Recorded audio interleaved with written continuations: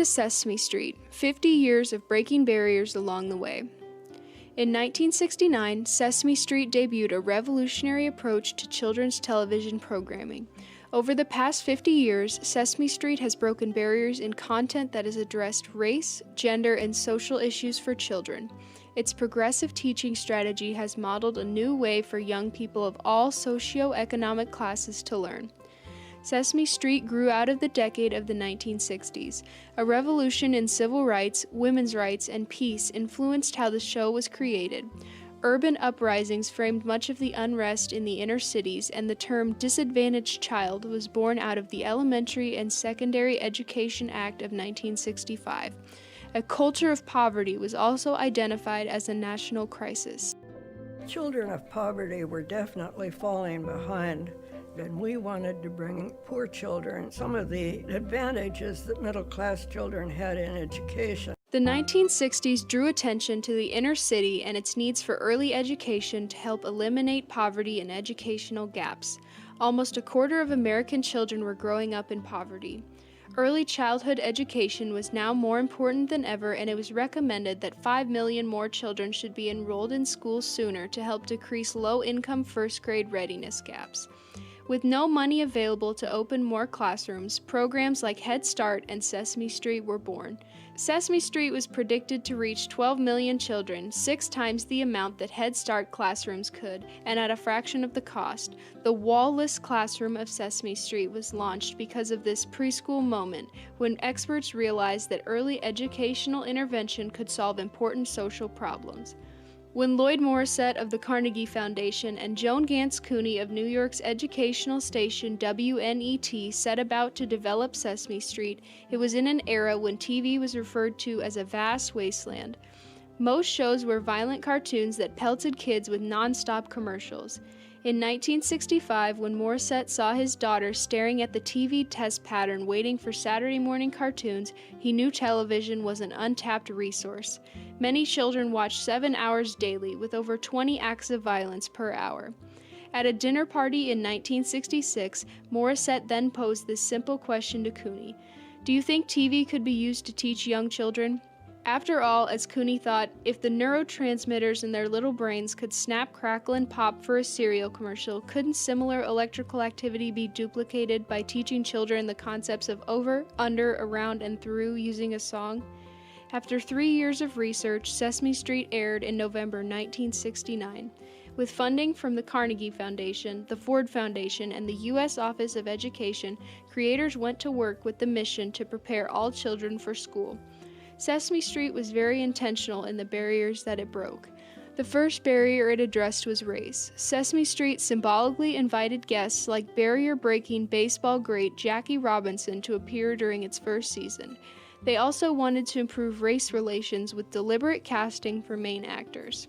When the show first launched, it had the most diverse cast on TV. Bob was white, while Gordon and Susan were black. Maria and Luis were Hispanic, while Mr. Hooper was an older Jewish man. They also had a diverse group of children on the show.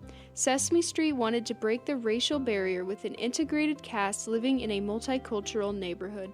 However, in 1970, the state of Mississippi found this integration to be offensive and refused to air the program. Ironically, commercial TV intervened to get it back on public television. Sesame Street's success would also help to break the barrier of gender stereotypes. Cooney was one of the very few women executives in broadcasting during the 1970s. Additionally, with the help of producer John Stone, Sesame Street would actively recruit and promote women, even bypassing capable men at times. This enlightened policy was unheard of, and it would go on to produce future women executives at Disney, Nickelodeon, and PBS. Muppet creator Jim Henson also recruited talented women as puppeteers, such as Fran Brill, who developed the Muppet Prairie Dawn that embraced the ideals of the women's movement. Breaking the barriers of race and gender were just the beginning. 4,500 episodes would go on to break barriers with many social issues. Early on, the social issue of language barriers was broken by adding Linda, who communicated using American Sign Language. Likewise, Spanish, Ukrainian, and Hebrew languages have also been integrated into the show. Sesame Street removed additional barriers for children by discussing difficult social issues openly and honestly. An episode about 9/11 helped children process what had happened by showing Elmo being afraid of a fire. Fire in Hooper's store! Wow! Scary. The 2012 natural disaster of Hurricane Sandy was also addressed when a storm destroyed Big Bird's nest. Sesame Street's inclusiveness has always been barrier-breaking. Jason Kingsley, a boy with Down syndrome, appeared in 55 episodes. He brought awareness to his condition, just like the Muppet Julia did when she was created in 2017 to help represent the autistic community. Noise? The sirens are bothering you? The show also touched on taboo social issues of the 1970s by being bold enough to be the first show of any kind to show breastfeeding on TV. Sesame Street broke the generational barrier as singer Judy Collins proclaimed it had this magical ingredient that brought kids and adults and grandparents together. A landmark show then aired in 1983. Sesame Street wanted to explain Mr. Hooper's sudden death to small children. Big Bird, don't you remember we told you? Mr. Hooper died. He's dead. Oh, yeah, I remember. Well, I'll give it to him when he comes back. They wanted to impart that when people die, there will always be the memories within your heart. The progressive teaching strategy of Sesame Street has also broken unimaginable barriers in the world of television. Sesame Street, the most researched and tested show in history, single-handedly changed the image of educational television from dull spinach TV to a colorful, safe haven for children. When the show first aired, New York Times TV critic Jack Gould hailed it as one of the most important breakthroughs in the evolution of the mass medium. Within months, it reached 50% of the target audience, over 7 million viewers. All of this from a show whose aims were to test TV's ability to stimulate the brain, said Michael Davis, author of the book Street Gang, and it was all done without directly marketing to children. Sesame Street is responsible for many social, political, economic, and global impacts.